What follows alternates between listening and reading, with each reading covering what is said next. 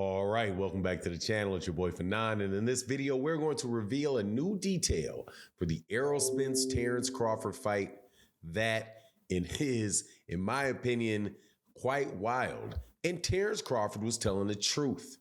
Now, let's talk about that in this video.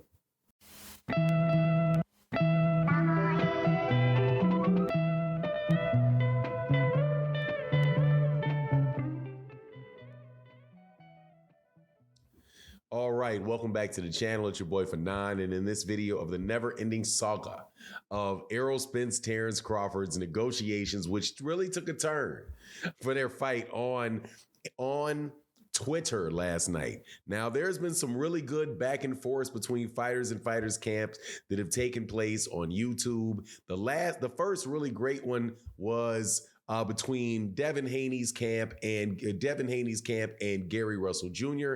And now we just had a mini one on the highest level of boxing, the Errol Spence Jr. Terence Crawford fight. And a detail got released or verified by Terence Crawford, and one that is honestly, man, it's pretty shocking to me. Now, before I get into that, let me welcome you back to the channel. If you are new to the channel, please accept my invitation, hit that subscribe button, hit that bell icon so you can be notified of when we release more videos.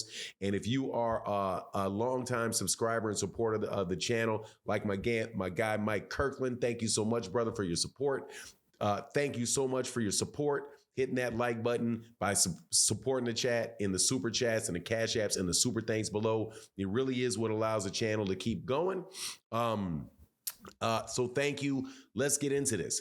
No guarantees were offered to either party for the Errol Spence Jr. Terence Crawford fight. None. That is absolutely amazing to me. Now, how do we know this? Errol Spence Jr. Verified what Terence Crawford has said about how the offer to him from the PBC had no guarantees in it. And so what does that mean? No guarantee means you get no upfront money. Everything that you get is on the back end, right? So you're basically going to get paid from your ticket sales. You're going to get paid by your ticket sales. You're going to get paid by your pay-per-view sales, and what other line of revenue that there is from boxing matches. Right now, those are the main ones, right? The television rights. I also would suppose that you would get money from the television rights, but no guarantee. And there was another detail that was out there that was way off to the other side and a little, not just a little bit shady, but like real shady. But not shady of Terence Crawford, but just a situation that was like, that doesn't sound right. And that was the issue of the $20 million guarantee. 20 million, the people that were willing to pay $25 million a piece guarantees for the fight, and the reaction of Errol Spence Jr. So first, let's talk about the no guarantees. I've never heard of that. Honestly, I've never heard of that. I agree 100% with Terence Crawford on that. I've never heard of that. And I'm struggling to understand why that would be the case.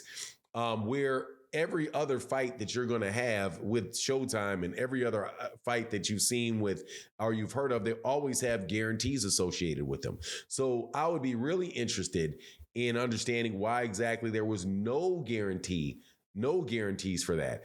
I'm not sure if it was Errol Spence Jr. made an acquiescence on his side and said, look, man, I'll take no guarantee. You take no if Terence Crawford takes no guarantee, I'll take no guarantee. And we can both completely live off the back end. Or whether or not they just said, look, man, in order to really, this is going to be an expensive fight to make. We believe it's a high risk fight for us to get our money back.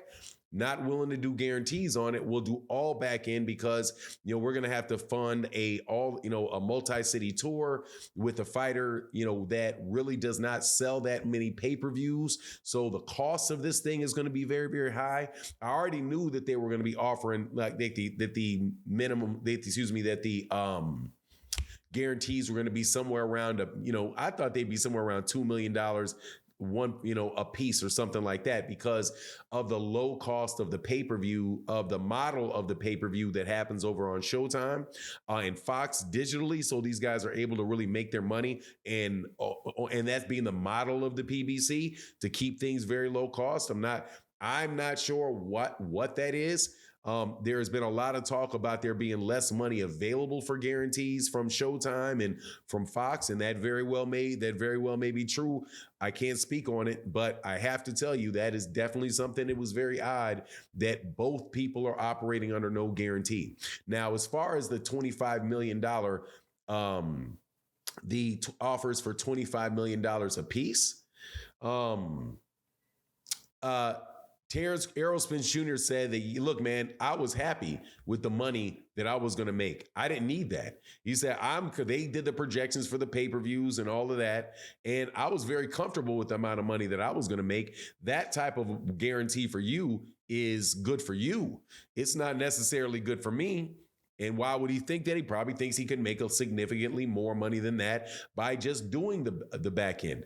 And again, I have to point to the fact that the back end now for pay-per-views, even though there are fewer pay-per-views being sold, the actual money when you're talking about pay-per-views on a digital platform, because the cost is reduced, because the cost is obviously reduced by at the very least, it is reduced by, I do believe, over 50%, close to 60% cost reduction for, the expenses related to the cable companies that were distributing it and the fees that they would charge, to sell the pay-per-views, through every local cable company. Now where you don't really have the local cable companies, and you do have them, but you also have the ability to sell fights directly digital, where you can buy them on your phone and all that. There's a lot less infrastructure involved with that. So you make more money on that. These guys have been able to make more money that way. And that's the model that the PBC is using. However, the issue with the $25 million one is, besides Errol saying he doesn't need it, is that Bud wouldn't tell him who the people were that were investing in the hedge fund, right? And said, hey, well, we all need to get together and sit down so I can explain that to you. And Errol just flat out like, look, man, all money's not good money, right? What does that mean? It's like, look, man, what's this money associated with, right? And obviously there's, a lot of talk about Terence Crawford being involved with Daniel Kinahan, who is right now, it's like a $5 million reward for information leading to his arrest because of the things, that he's been accused of, throughout the world, right? So that's just a real main thing. And even aside from that guy in particular, there's other people that are, can be kind of shady characters. And if you're not willing to say who it is, that you're doing business with, hey man, that can bring up some questions. But I have to tell you, it's flat out for everybody that says that the thing with Errol Spence Jr. and I never criticize. Look, man, I'm not criticizing anybody really, other than somebody that walks away from the fight. Because at the end of the day, these guys are going to make a lot of money in that fight. I believe that. So if you walk away and the manager walk away, bro, you walked away. I mean, what else want me to say? But I will tell you that does bring up a lot of questions about the no guarantee and what the logic would be behind that. But anyway, that's my take on the matter. You let me know what you think in the comment section. And with that, I'm out. Peace.